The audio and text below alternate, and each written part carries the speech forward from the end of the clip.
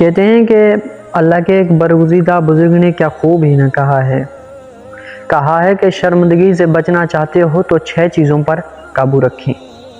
Number 1، جب آپ اکیلے ہوتے ہیں تو اپنے خیالات پر قابو رکھیں۔ نمبر 2، جب آپ دوستوں کے ساتھ ہوتے ہیں تو اپنی زبان پر قابو رکھیں۔ نمبر 3، جب آپ غصے میں ہوتے ہوں تو اپنے مزاج پر قابو رکھیں، اپنی تربیت پر قابو رکھیں۔ نمبر 4، جب آپ کسی محفل میں ہوں تو اپنے رویے پر قابو رکھیں۔ نمبر 5، جب آپ مشکل میں ہوں تو اپنی جذبات پر قابو رکھیں۔ اور نمبر 6، جب خدا آپ کو نوازنے لگے تو اپنی انا پر قابو رکھنا۔ کتنے ہی انمول الفاظ کہے جا چکے ہیں ہم سے پہلے ہماری زندگی کے لیے، اور آگے کہتے ہیں کہ 4 چیزیں رزق کو بڑھاتی ہیں۔ 4 چیزیں: نمبر 1، تہجد نماز ادا کرنا۔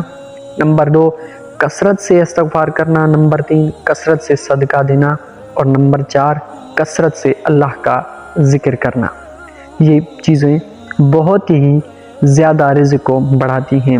اور یہ بھی کہا گیا ہے زندگی کے بارے میں کہ یہ زندگی 2 دن کی ہے، ایک دن تمہارے حق میں اور دوسرے دن تمہاری مخالف۔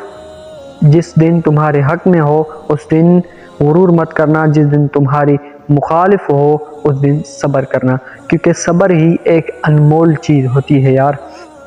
کہتے ہیں کہ ایک ایسے شخص کو مت گوانا جس کے دل میں تمہارے لیے عزت، محبت، فکر اور چاہت ہو۔ ایسے شخص کو کبھی بھی اپنی زندگی سے ریجیکٹ مت کرنا۔ اگر کر بیٹھو گے تو اپنا سہارا سے سمجھو کھو چکے ہوں گے آپ۔ کہتے ہیں کہ زندگی میں انسان کو ایک عادت ضرور سیکھ لینی چاہیے، ضرور۔ جو چیز ہاتھ سے نکل گئی اسے بھول جانے کی عادت، یہ عادت انسان کو بہت سی تکلیفوں سے بچا دیتی ہے۔ جو چیز آپ کے ہاتھوں سے نکل گئی ہے نا، آپ اس پر شرمندگی یا افسوس، اظہار تعزیت نہ کریں، بس گئی تو گئی۔